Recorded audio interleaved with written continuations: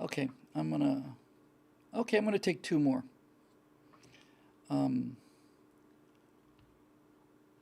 I'll take the last one I saw. This is from Sarge. Uh, have you ever had your DNA done? Curious to know how your ancestry pans out. As it turns out, Sarge, when I met Natasha, we both got the 23andMe kits, and they sat on that table right there in the studio for 2.5 years. And then finally, we decided to get them done. And Natasha was up in Montana and also saw Yellowstone and Wyoming and just blew her mind. But while she was gone, we both got the results back, and we looked at our DNA results last night. So that's why I decided to take that question. Have I ever had my DNA done? Yes, I did, and I saw the results less than 24 hours ago for both of us. Um, I was about to go get the reports, but I don't need to get in that kind of detail. Uh, we looked at Natasha's first, uh, and and I've never seen such a tight cluster. I mean, 100%. Her Eastern European background. She is like I think it was 99.2% Eastern European, or 98.4. It was some incredibly high number like that. So she is Russian and Polish all the way through. Not a speck of Scandinavian blood in her, which surprised me and probably surprised her. Um, and and it's all there. And they're able to isolate it down to like the particular oblast. It's like stuff. So while it was really cool and and very very interesting in its own way, there's not a whole lot to tell about it because once you say it's all comes from Central Russia and Eastern Poland, there you go. She has more Neanderthal in her than I do, uh, but I've got some too. But no, it was incredible how narrow that slice was. When you get the results, you get a pie chart of how much of this and that, and it's color coded by area. Like Europe is blue, and the Asia is, I guess, it's yellow. Africa's purple or something like that. And it was just all one color, and then a little tiny wedge with also blues, indicating a little bit of variation. Mine was a little more varied than I knew it would be. I have to tell you, I seriously expected, honestly, seriously expected to have significant African ancestry because I'm a quarter Portuguese, and the entire Spanish peninsula was conquered by the Muslims, and held for what, two, three, 400 years, maybe longer, something like that. Um, so that's where these black shark-like eyes come from, and they damn near are black, by the way. When you make a character in Star Citizen, you get to pick your eye color, and I was trying to make something look more or less like me, and I went with brown, and it's like, no, you can see brown. These are his, they're dead eyes. They're like a doll's eyes, like a dead eyes, like you see on a shark, or Quint would say. Uh, and it turned out, no, it is all Northwestern European, every single bit of it. Well, with one exception.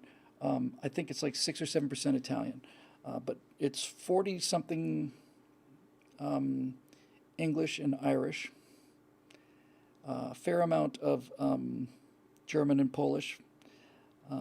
But I was really shocked. Nothing from Asia, not a thing. Nothing from Africa, nothing from the Americas, obviously.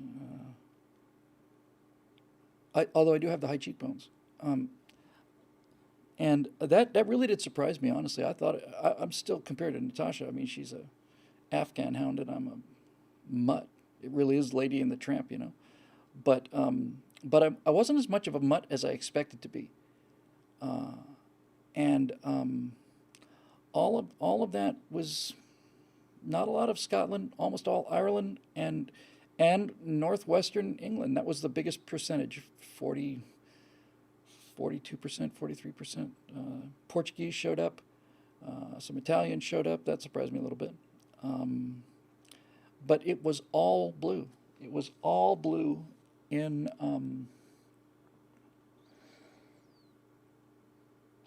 with no exceptions. I was really quite surprised about that.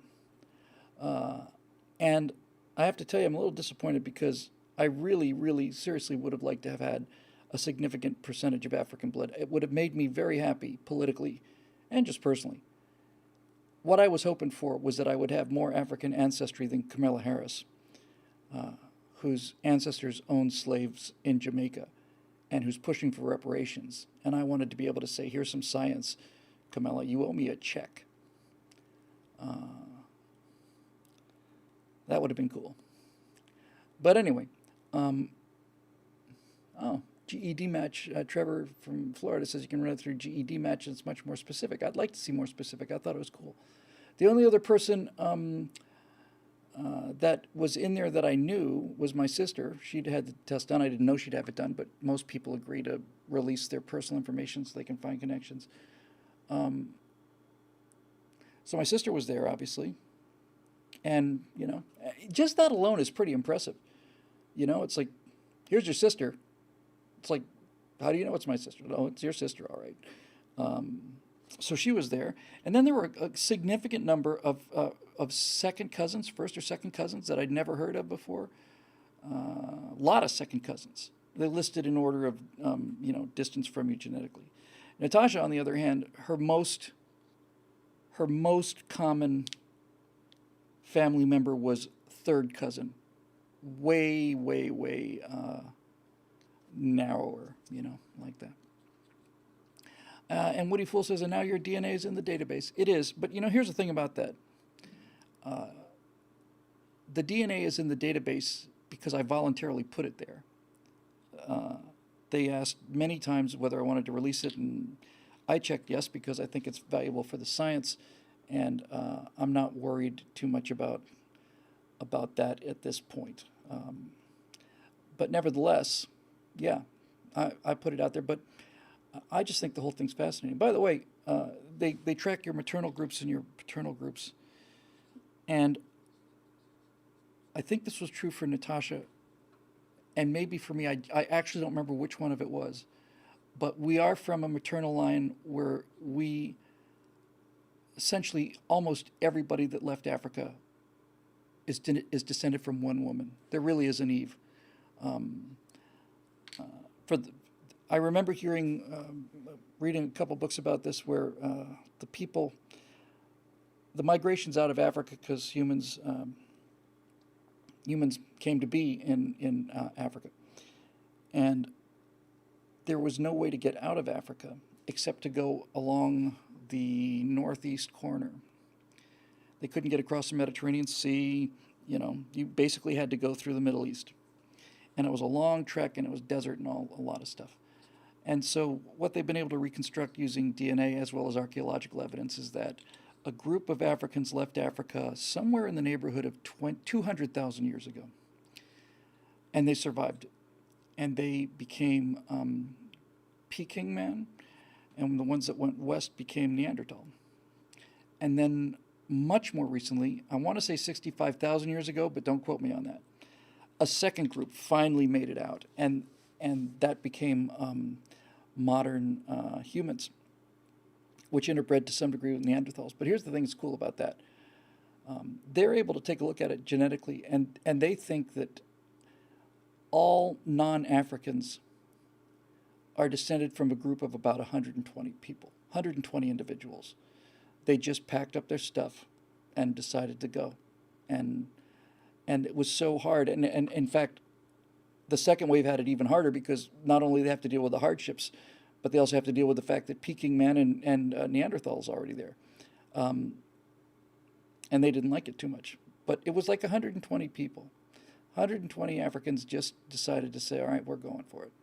And that just blossomed up to the north and the northwest and the east and everything after that. But I don't remember what the actual number was. I do remember hearing at one point that the choke point at one point we were down to something like 5,000 humans in the world total, and it might have been less than that. That's kind of amazing when you think about it. On a somewhat related note to this, Natasha, as I said, was up in Montana, and she went to a rodeo and saw Yellowstone and all the rest of it. And one of the things she saw was a couple of buffalo. I said a buffalo, an American bison. If you're a cow, that's the Incredible Hulk. It's like Captain America. It's a super cow. These things are just so tough looking and strong and stuff. But it's just a bunch of buffaloes just roaming around out there. And when I was young, I remember when I first came to America in the early 70s, we were down to 600 buffalo. I want to say that's the number I remember. 600 left in the world. Finally, they somehow decided, I don't know why they didn't figure this out earlier, but somewhere around there, they decided to start protecting these endangered species. This is back when environmentalism was actually environmentalism instead of communism disguised as environmentalism. So buffalo became protected, and they were down to 600 of them, 600 individuals, and now I'm sure they're back into the millions. Wolves almost went extinct. They're back hard. When I was young, when I first got to Florida, gators were, alligators were endangered. Now they're putting a bounty on them. They're just everywhere. There's just so many of them. And my favorite, of course, is the bald eagle. The bald eagle was very, very, very close to extinction. It was very close to extinction.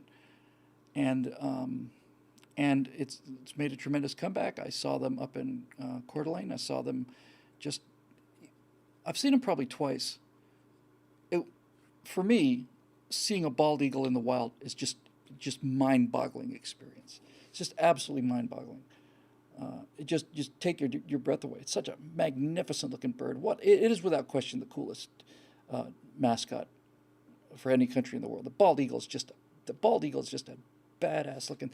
In fact, I like the bald eagle so much that when we were doing the Star Citizen stuff and making the squadrons, the first squadron I came up with was the Eagles, and I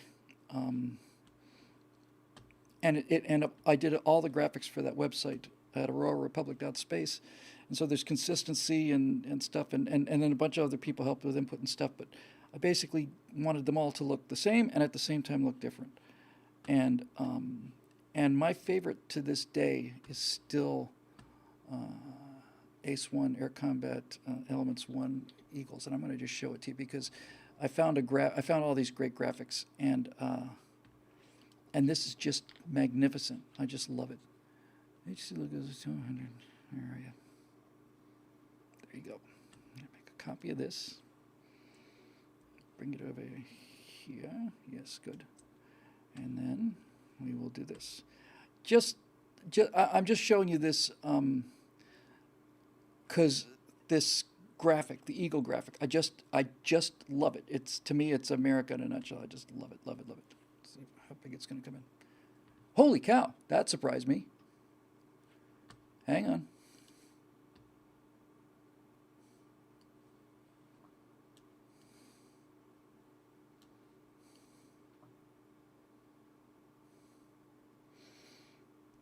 No, I'll just leave it there. Isn't that cool?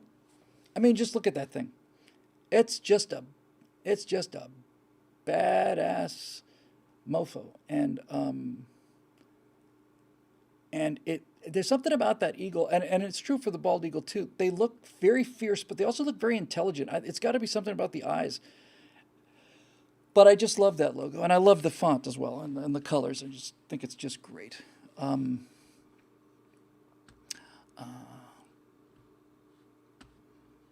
So anyway, that's that. And then I saw one more question that I wanted to do. We can get rid of you. Goodbye.